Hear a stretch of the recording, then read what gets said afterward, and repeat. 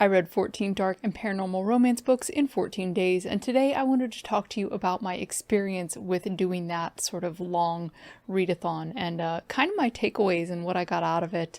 Some things that I was able to confirm about my reading likes and dislikes, some new things that I discovered, and some things that I thought that I would like and didn't, and things I thought I wouldn't like and did. First things first, I wound up reading 18 books, not 14, and the reasons are pretty complicated. I did DNF one of the books on the original list. It was called Scarlet, and I just could not make myself get through it. I got through about the first 10% before I just had to put it down. It took me a few hours to get through that 10% of picking it up, really having a hard time with it and putting it back down, and then picking it up, really having a hard time with it and putting it back down. And I don't know if the author's just really young, or if they just are in desperate need of a critique partner and editing. I don't want to speculate on that. Just the writing, I couldn't get past the writing to get to the story. And I couldn't get past the writing to get into the characters, even enough to get past that first 10%. So I did not finish Scarlet. I also read Mortal, which was on the original list, but turned out to be a very young adult book. It was marketed as young adult, but a lot of spicy books are marketed as young adult. This was an actual young adult book for young adults, and I wasn't comfortable listing it on the list with the rest of the like super spicy, very like borderline erotica stuff that I was reading. I did finish the book, and I will be posting a full review on it here in the next few weeks, but it doesn't really belong in the same space as all of these dark adult fantasy romance books do. So that's going to be separate, and it is not part of the Bloody Valentine review series. In an effort to help backfill, I picked up Guild and read that, thinking that that was a romance. It wasn't, at least not the first one.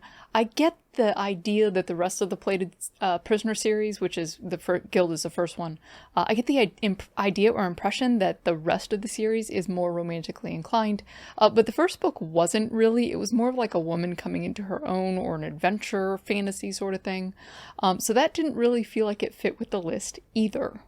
So by the time I finished Guild, I had 15 books to read in 2 weeks, and only 13 of them were actually viable for the project that I was working on. And that's when I started reading Do You Want Me by Willow Winters, which is a novella, I didn't know that at the time, that winds up being the first half of the first book in the This Love Hurts series. The book and its characters completely took me by surprise. I was not expecting to be as into them as I was. So after I had finished Do You Want Me, which is the novella, I picked up the first, second, and third book in the This Love Hurts series and read all 3 of them straight through. So then, to continue to try and help fill the gap left by Scarlet and Mortal, I picked up Den of Vipers, and I read that in basically 2 sittings, maybe 3, I think it was 2. And that put me up to 18 books in 14 days, and I have never read so many books so fast, and y'all, I have some thoughts. The first thing I discovered was that a lot of stuff that's listed as dark romance is not actually romance. It's actually erotica. Edgy erotica, admittedly, but erotica all the same.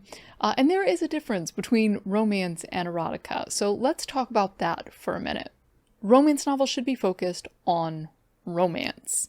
Erotica is focused on sex and uses romantic scenes or whatever plot there is sort of as a background, as a means to get you from sex scene to sex scene.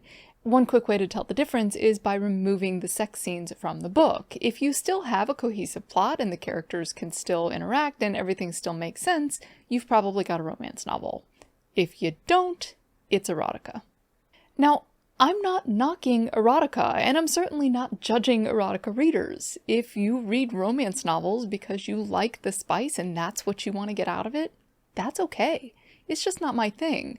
And I did find that I enjoyed the novels more where there was more of a fade to black element or a little bit more subtlety, where it wasn't just constant sex, or where the sex existed, even if it was explicit, where it was used to enhance the characters and build on the story. And it was used to sort of flesh out the romance rather than being the reason that the book existed. Now, I did know going into this review series that I was geared that way, that I'm not a big fan of smut, I'm not a big fan of spice, but what did surprise me was I was significantly more interested in, invested in, and tolerant of sex scenes that were more than just tab A into slot B sort of stuff. If there was fear involved, if there was danger involved, if there was risk involved. Some of the stalker romances where he's actually at risk of getting caught and genuinely getting in trouble, I found I was much more invested and would actually read through the scenes when there was real danger, when there was real character development, character growth, character reveal, personality reveal, things like that, when they were actually displaying more emotions than, oh, he's so hot, oh, she's so tight. What that tells me is I actually like dark romance. I even like some erotic scenes. I just want them to be impactful to the character and meaningful to the story, rather than gratuitous wank fodder.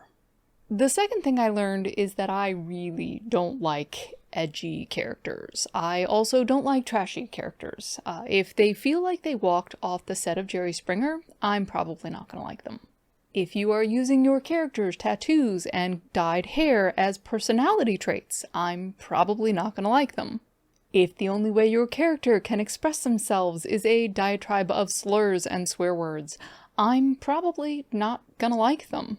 Basically, if you have to spend every other page telling me how hot they are and describing how cool and edgy they are, they're probably not, and I'm probably not going to like them. So saying, I also don't like characters that are too innocent. If they are barely legal, if they are wide-eyed virgins, trembling at every touch, I don't like that either. I want real adult characters that have real adult thoughts and live real adult lives. Give me somebody who's had a few partners, who has a mortgage and a job, maybe kids and a dog. And I find that I relate to and enjoy those characters a lot better. If it's too far in either direction, either too sweet and innocent or too lowbrow and trashy, I find that that's all I can focus on and I can't get into the story. The third thing I realized in reading all of these books, primarily that were recommended on BookTok lists or carryover lists from BookTok to BookTube, is that the dark romance community is shockingly tolerant of bad writing.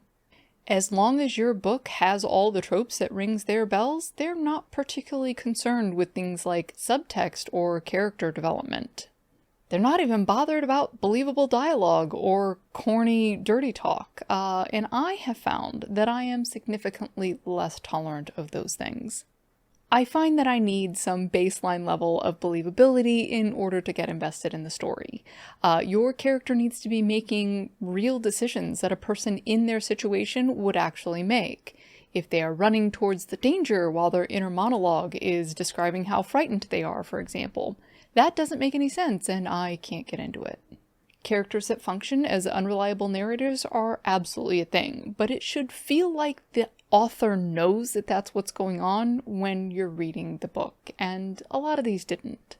So that's basically what I got out of reading all these books. I do have another takeaway, but that's going to be a full 20-minute diatribe, and it's specifically about the way that these books are reviewed, so it doesn't really belong in this video. I am going to be doing full plot breakdowns on a few of them, specifically the Cat and Mouse Haunting Adeline, Hunting Adeline series, and probably Do You Love Me, just because I think it's so fantastic and I want to tell more people about it. If any of the books that I've reviewed, I'll make sure that I start listing those on the screen.